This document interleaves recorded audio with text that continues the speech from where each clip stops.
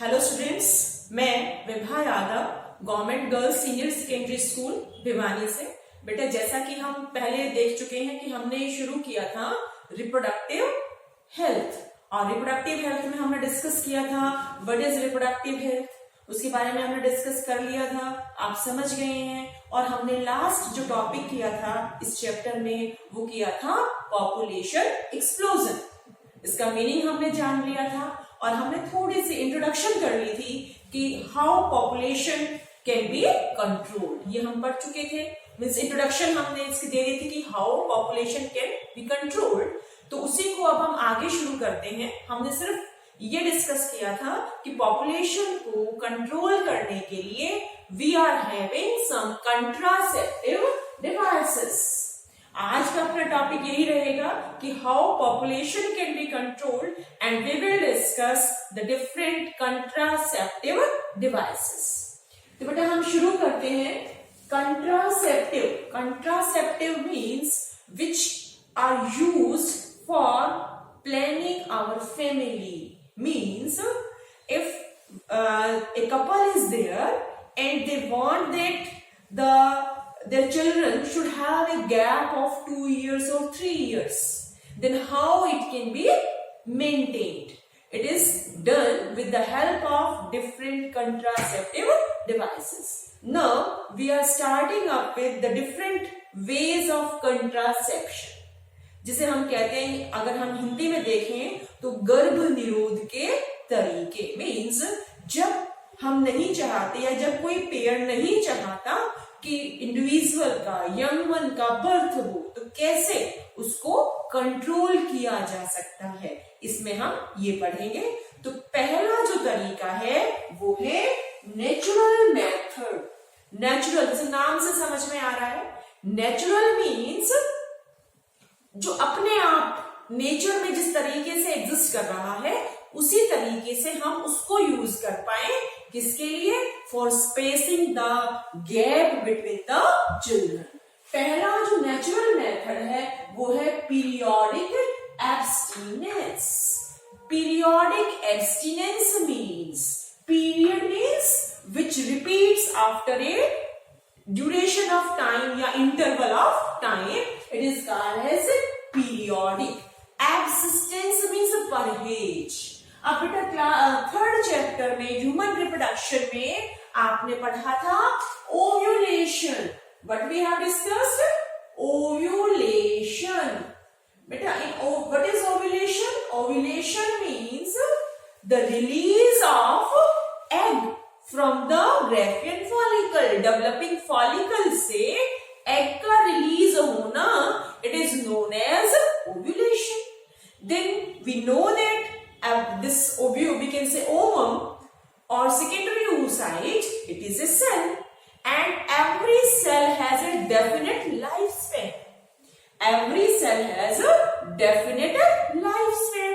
It means जो egg release हुआ, जो सेकेंडरी oocyte रिलीज हुआ ओव्यूलेशन से, it will survive for a limited time span. And this ovulation in the menstrual cycle, it takes place roughly between 13 to 15 days of the cycle. जो ये cycle है 28 days की, उस 28 days में से कब होता है ओव्यूलेशन? 13 से लेकर के 15th डे के बीच में ओव्यूलेशन होता है। अब लगभग इसी ड्यूरेशन में, means we can say approximately 2 days or less than 2 days the egg will survive. So if the sperm is available during that period, then only fertilization is there. It means if we can say that from 10 to 17 days, if sexual coitus is avoided, and we can say coitus is avoided, then the egg will not be available in fertile phase. Fertile phase means in which fertilization can be there, the egg is surviving, and because of that fertilization will be there. So if periodic abstinence means coitus is not performed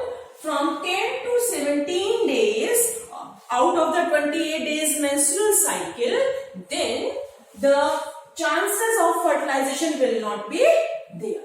It is periodic absistence. I think it is clear. Then is the withdrawal, means withdrawal during the coitus, means the semen, it is injected into the female genital tract and the semen is having sperms. Suppose during the activity of this process, we can say the semen is not ejaculated, and before the ejaculation, withdrawal is there, then the sperms will not be available, and when the sperms are not available, then the chances of fertilization will not be there. So, this periodic absistence and withdrawal, these are the natural methods which avoid fertilization, and in this way family planning can be there. And last one in the natural one is the lactational amenorrhea. Lactational amenorrhea, it means when the mother is feeding, then एक minute बेटा,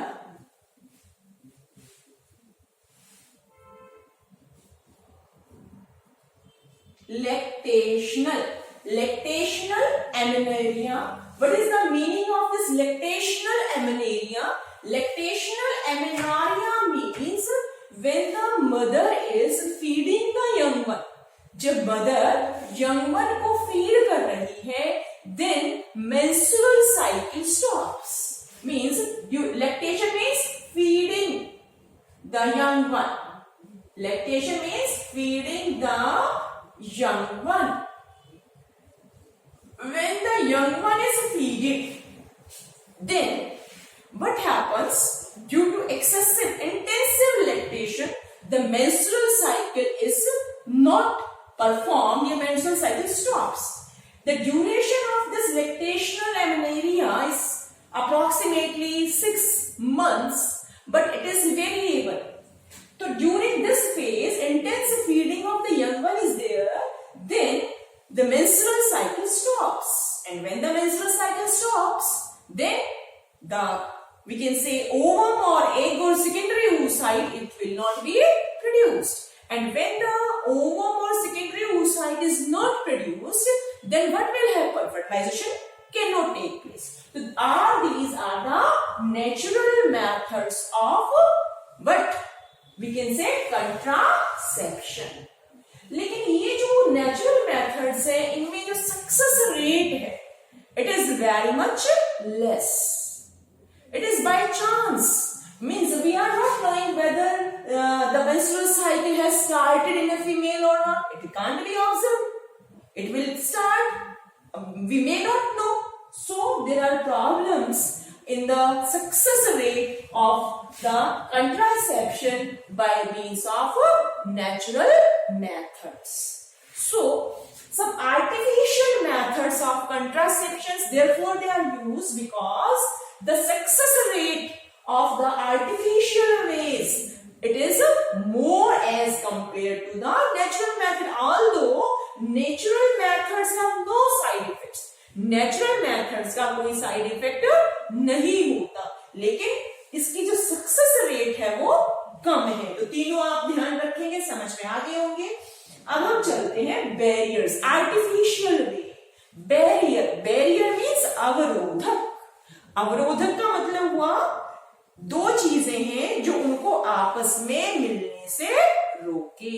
अवरोधक, barrier. किसान आंदोलन में आपने सुना होगा किसानों ने बैरिकेड्स तोड़े, तो बैरियर से बैरिकेड्स. बैरिकेड मतलब जो दो जगह को या दो चीजों को अलग अलग करता है, उसे हम क्या कहेंगे? Barrier. So what is required for the formation of an individual? Fertilization. And when fertilization takes place? Fertilization takes place when egg and sperm they meet. When they meet, then fertilization is there, young one is produced, zygote is produced, then the young one will be produced. Now what we are discussing, we have to stop down the rate of generation of individuals. So barriers are used and these are very common and most they're very user friendly. User friendly. जो भी हम ये contraceptive devices पढ़ेंगे वो ऐसे भी होने चाहिए कि उनको आसानी से ऑब्टेन किया जा सके, बहुत महंगे ना हो और एक इंडिविजुअल जो यूज कर रहा है वो उनको अपने आप से यूज कर पाए, यूजर फ्रेंडली. तो जो बैरियर्स हैं they are quite user friendly. They are used by the males as well as by the females. Barriers can be used by the males as well as females. Condom, it is common barrier और इसका common example है निरोध. It is a condom used by the males. The condoms they are weird and they collect the gametes. In case of female also, in case of male also. They are made up of latex, a kind of rubber, a thin rubber, and they are one more benefit of these condoms is there. In previous lecture we have discussed STDs, sexually transmitted diseases. So sexually transmitted disease they spread when the two individuals, that is males and females, they are in close contact. Then the STDs they spread. So these condoms this serve dual purpose. दो purpose solve करता है. एक fertilization avoid होता है, दूसरा STDs sexually transmitted disease से individual को save करता है, बचाता है. It is barrier. Barrier का meaning clear. Condom clear. It is can be used by males as well as by females. Then diaphragms, cervical caps, warts, these are used by females. These are used by females. Means the cervix of the females it is covered with the diaphragms, with the cervical caps, with the warts, and these are reusable. Condoms are not reusable. They are of single use. But these diaphragms, cervical caps, warts, these are reusable. And in order to increase the efficiency, some forms, jellies, they can be used by the females. So these are barriers. Now, barrier के बाद ये artificial way हो गया. Now, उसके बाद जो next way है, these are intrauterine devices. Intrauterine means they are placed inside the reproductive tract. They require some special individual. Some special individual means a medical practitioner is required for placing the intrauterine devices in the females. Uterine, when the word uterine is there, uterus means they are only in females. These are only in females. So, what are these different devices? They are very important. We are discussing. Now, one is non-medicated devices. Intrauterine devices. देखो जरा पिछला recall करें. We have discussed human reproduction, female reproductive system. वहां हमने discuss किया ovary is there, then fallopian tubes are there. ऐसा कुछ मैं रफ सा डायग्राम बना के दिखाती हूँ आपको. ये ओवरी है दोनों और यहां से फेलोपियन ट्यूब्स है और फेलोपियन ट्यूब से क्या है, यूट्रस है. Then cervix and vagina is there. It means intrauterine devices, they are placed somewhere here. Intrauterine devices, ये कहीं यहां कहीं प्लेस होंगे. ठीक है, तो इंट्रायूटेरिन डिवाइसेस नाम क्लियर हो गया. कहां ये प्लेस होंगे, फीमेल्स में. Intrauterine devices. अब ये जो डिवाइसेस हैं इनको हमने फिर क्लासिफाई किया है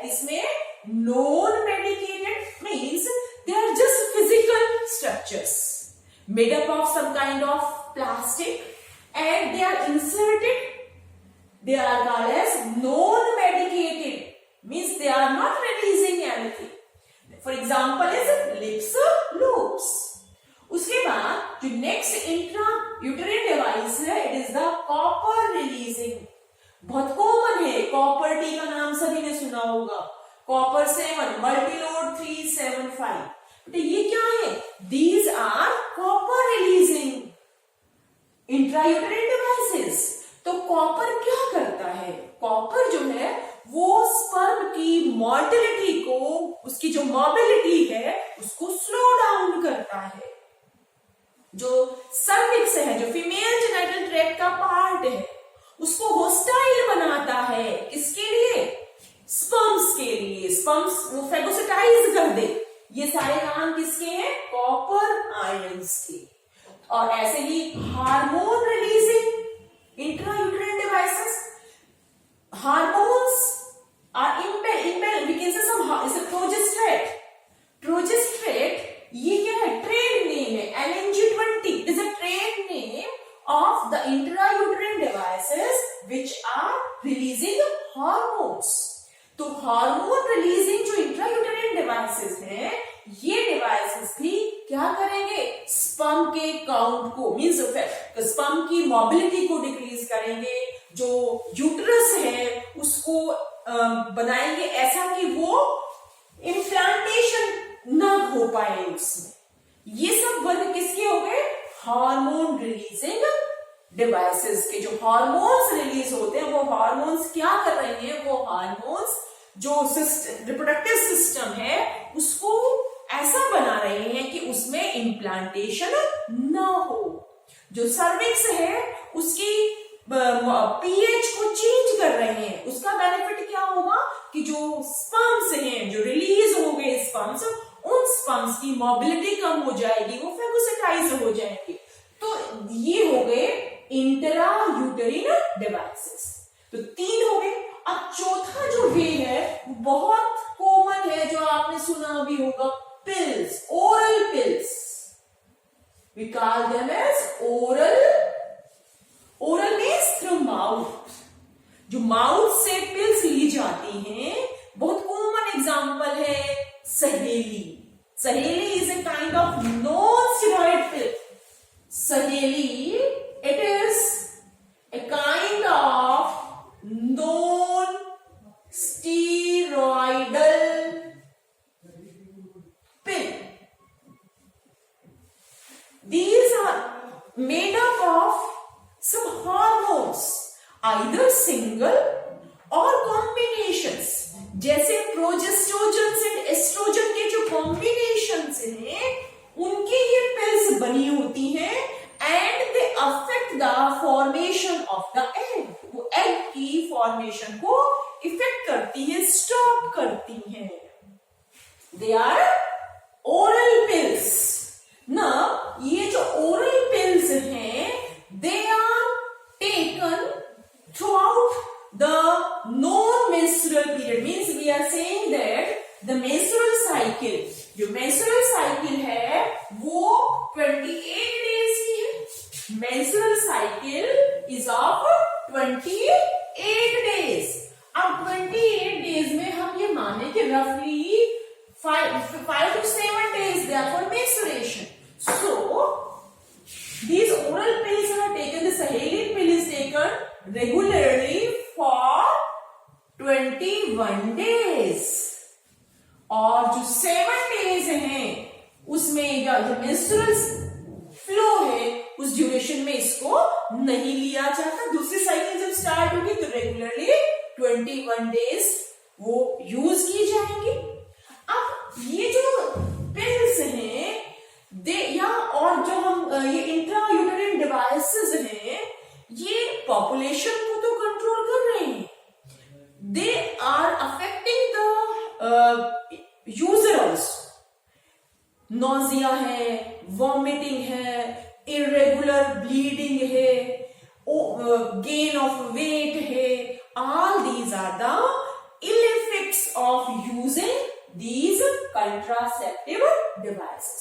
तो pills डिवाइसेस हैं, they are causing these effects. Natural जो प्रोसेस था उसका कोई साइड इफेक्ट नहीं है, बैरियर्स का भी जनरली कम साइड इफेक्ट है, और जो साइड इफेक्ट्स हैं वो इंट्रायूटेरिन डिवाइसेस के, पिल्स के, इम्प्लांट्स एंड इंजेक्टेबल्स। जैसे हमने कहा पिल्स हैं, अब पिल तो रोज हमें लेनी पड़ेगी एक इंडिविजुअल को, उसे याद रखना पड़ेगा। अगर कोई इंडिविजुअल ऐसा नहीं चाहता कि उसे रोज पिल लेनी पड़े, उसे याद रखना पड़े, तो कुछ इम्प्लांट्स हैं जो बॉडी में इम्प्लांट कर दिए जाते हैं, लगा दिए जाते हैं, जो हार्मोन्स रिलीज करते रहेंगे। और उन हार्मोन्स का काम क्या होगा? उन हार्मोन्स का काम होगा कि जो प्रोसेस है ओव्यूलेशन का वो ना हो, वो स्टॉप हो जाए। तो उससे क्या होगा? एग नहीं अवेलेबल होगा, एग जब अवेलेबल नहीं होगा तो फर्टिलाइजेशन नहीं होगा, और पॉपुलेशन या जो स्पेसिंग जो एक एम है फैमिली प्लानिंग का between the two children, it can be achieved. अब ये जो सारे इम्प्लांट्स हैं या इंजेक्शंस हैं या पिल्स हैं या इंट्रायूटेरिन डिवाइसेस हैं या बैरियर्स हैं, दे आर रिवर्सिबल। मतलब जब तक इनका यूज कर रहे हैं तब तक ये वो पर्पस सर्व कर रहे हैं, और जब इनका यूज बंद किया तो वो पर्पस दोबारा से फर्टाइल हो गया। वो इंडिविजुअल जो है फिर अपने नेक्स्ट या कहें कि हम ऑफस्प्रिंग्स जो है वो प्रोड्यूस कर सकते हैं, मींस दे आर रिवर्सिबल। अब जो नेक्स्ट मेथड है कंट्रासेप्शन का वो है स्टेरिलाइजेशन। क्या है? स्टेरिलाइजेशन।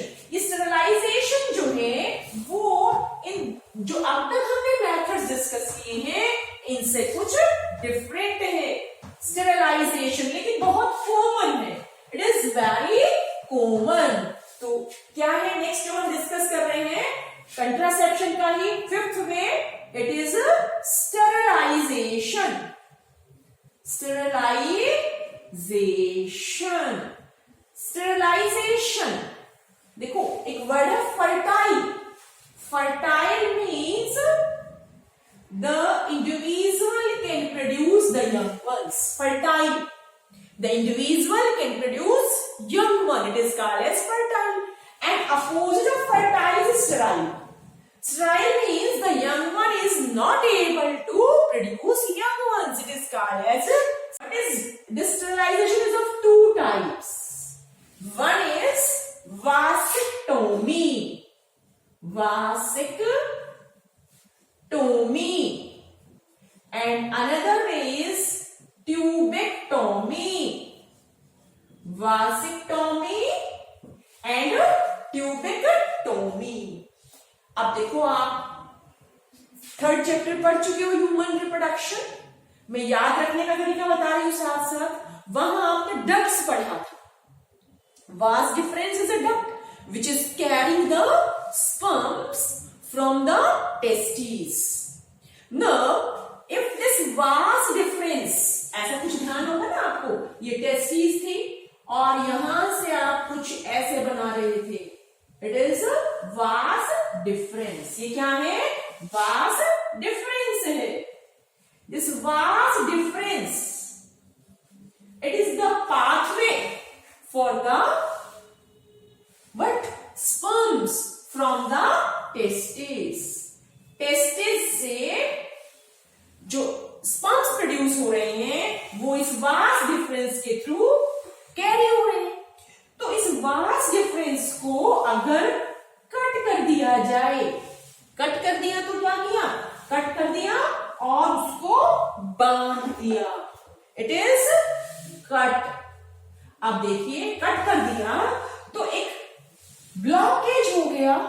अब ब्लॉकेज हो गया तो जो स्पर्म्स यहां से जा रहे थे वो स्पर्म्स यहां से आगे नहीं जा पाएंगे, और स्पर्म्स जब यहां से आगे नहीं जा पाएंगे तो फर्टिलाइजेशन नहीं होगा।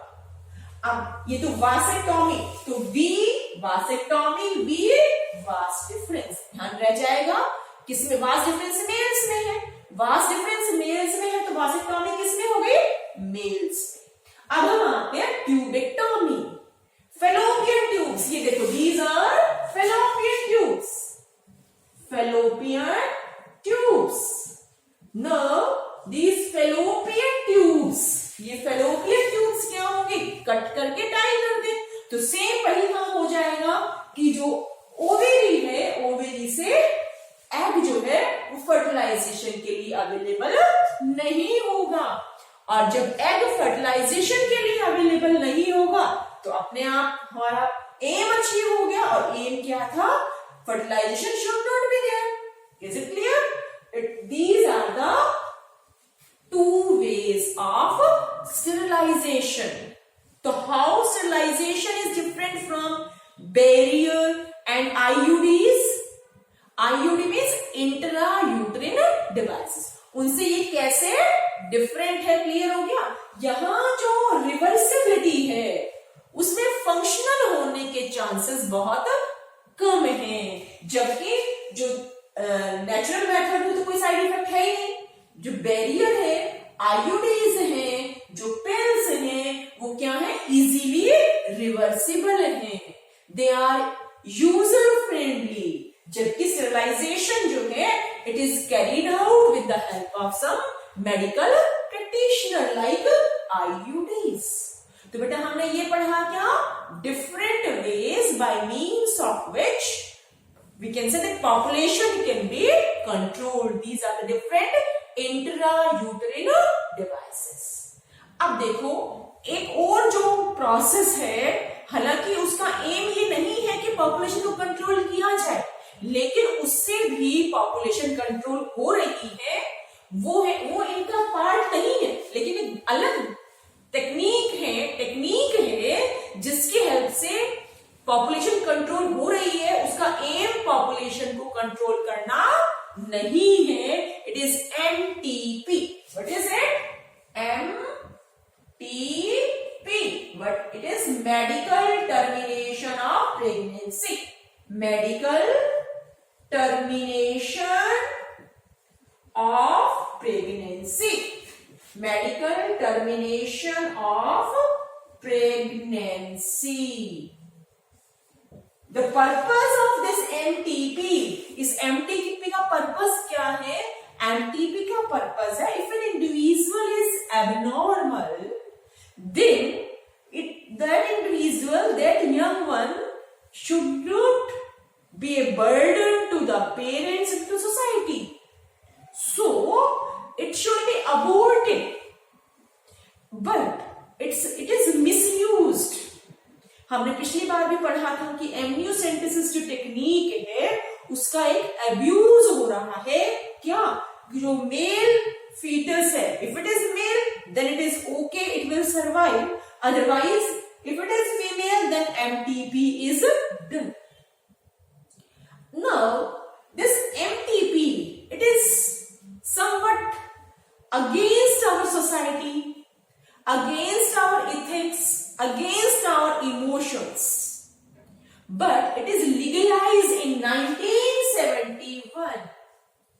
देखिए MTP, अब देखो अगर किसी से कोई एक्सीडेंट हो जाता है तो मर्डर का केस चलता है या एक्सीडेंट का केस चलता है, और उसको जेल भी हो सकती है, उसको बहुत ज्यादा सजा भी हो सकती है।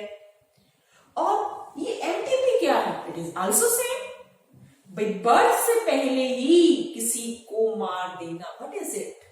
It is again a kind of murder. So it is against our social norms, against our ethics, against our emotions. But the thing is every coin has two faces. हर चीज के दो पहलू हैं। एमटीपी का बेनिफिट क्या है कि अगर कोई एबनॉर्मल इंडिविजुअल है तो उस एबनॉर्मल इंडिविजुअल का बर्थ ना हो, वो सोसाइटी के लिए भी बेनिफिट है, पेरेंट्स के लिए भी बेनिफिट है, लेकिन फिर इसका जो मिसयूज है वो एक प्रॉब्लम क्रिएट कर रहा है। तो MTP is when it is to be done in first trimester, first try मतलब 3, mester means weeks, first trimester, तो first trimester में कितने weeks हो गए? 12, 3 months, and each month month has 4 weeks, तो कितना होगा 12 वीक्स। 12 वीक्स तक जो एमटीपी है वो सेफ है। After that the MTP is not advised. तो ये सारे हमने जो वेज पढ़े, by means of these we can say that population is checked. Although the purpose of MTP is not to check the population, it is to lessen the burden of abnormal ones in the society and on the parents. तो बेटा ये हमने सब पढ़ा कि how population can be controlled. Next time हम पढ़ेंगे थोड़ा सा STDs के बारे में, और एक बहुत बड़ी प्रॉब्लम डेवलप हो रही है, इट इज द इनफर्टिलिटी। तो how infertility it can be controlled, ये हम पढ़ेंगे। और मेरे ख्याल ये आपको समझ में आ गया होगा कि how population can be checked. इस चैप्टर में ये पोर्शन बहुत इंपॉर्टेंट है और यहां से क्वेश्चन जरूर पूछे जाने की पॉसिबिलिटी है। तो ध्यान से इसको आपने सुना है, एक बार अपनी एनसीईआरटी की बुक से भी पढ़ेंगे और आपको ये जरूर समझ में आ जाएगा। चलिए बेटा, अब हम नेक्स्ट लेक्चर में मिलेंगे, जिसके बारे में मैंने बताया कि हम क्या पढ़ेंगे, एसटीडीज पढ़ेंगे और असिस्टेड रिप्रोडक्टिव टेक्निक्स के बारे में हम पढ़ेंगे। ओके बेटा, थैंक्स अ लॉट।